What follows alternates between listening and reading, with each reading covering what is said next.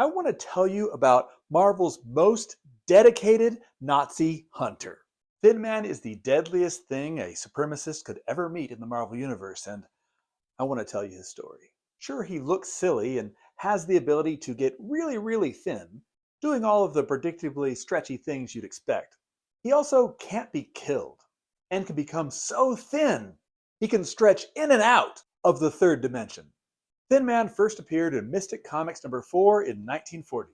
Having earned doctorates in physiology, philosophy, and engineering by his early 20s, he decided to explore the Himalayas by himself, and he discovered paradise. The people of Kalahia were unlike any he'd ever met, and they accepted Bruce Dickson as one of their own.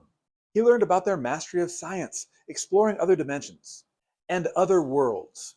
He learned of immortality and love as he met the daughter of one of the elders, Oh La La, and yeah, that's her name. But he knew there was pain and suffering out in the world, and he wanted to make a difference. They allowed him to return to the outside world in a stratoplane of his own design, made out of duragen, a metal they developed that could last 100 years. That doesn't sound like a lot. I like to think it's probably 100,000 years. And out in the world, he became Thin Man, with Oh La La blasting fascists by his side because she's a winner. He left paradise to make a difference, and soon he met like-minded heroes, joining them to found the Liberty Legion.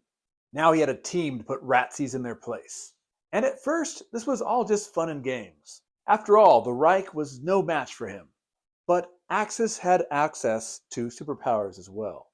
And in particular, Agent Axis. See, one day a German spy, a Japanese spy, and an Italian spy got into an accident, which merged them into one being, the living symbol of hatred, and they're not really subtle, are they?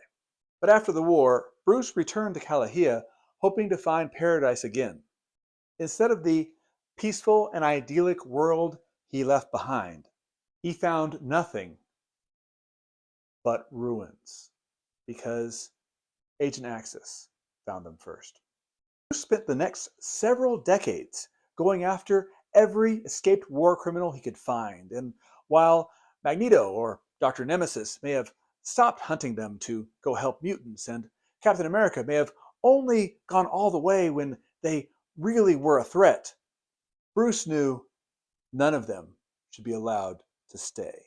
And it was this difference between he and other fascist hunters that got him into trouble.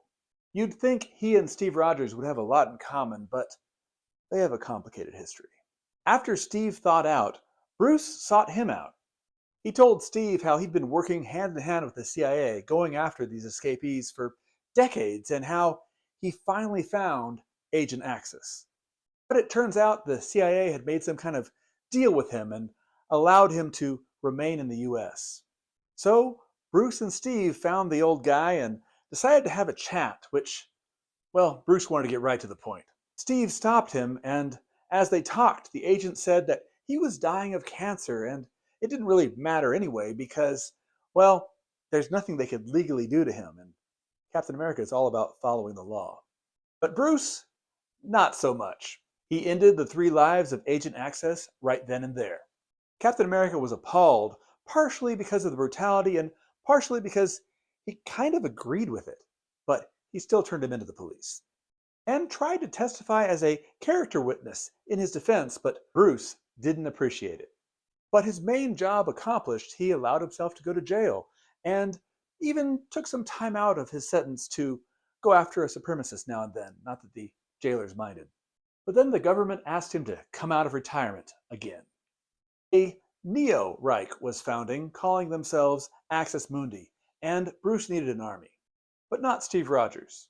He wanted people he could trust, like the Blue Diamond or Red Raven or the original Vision or the original Human Torch. Domino or G.W. Bridge. John Walker, the US agent, Blazing Skull, and so many others. And sure, they kind of thought he was nuts. But he used Kalahian technology to build a battleship.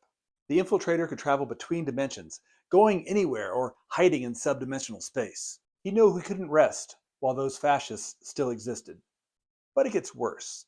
Axis Mundi cloned Agent Axis and gave him even more powers and, well, made hundreds of them, calling them terrorists, with a silent P because they can fly. But Bruce was ready for them. While a half-dozen other heroes struggled to battle the terrorists, Thin Man defeated dozens all by himself. And with the cloned body of his enemy, he had one of his telepaths force an Axis necromancer to bring the souls of Agent Axis back. All three of them. He would keep bringing them back. Again and again and again. He would make them tell him Axis Mundi's plans, and he would make them suffer. And no force in heaven or hell could stop him. Steve Rogers was not happy when he found out, but Bruce was okay with this. He knew that if he surrendered, it's just a matter of time before the government let him out again. But he didn't have to wait long, because soon Axis Mundi almost destroyed a dozen superheroes, and he had to sacrifice himself and the Infiltrator to stop them. He made all hands abandon ship, but Steve knew this wasn't the end for Bruce. And sure enough, a very thin individual showed up in Tijuana looking for child traffickers, because he could not stand by while the weak were threatened. Thin Man hasn't shown up in a comic for decades, but I think he needs to make a return. Happy hunting!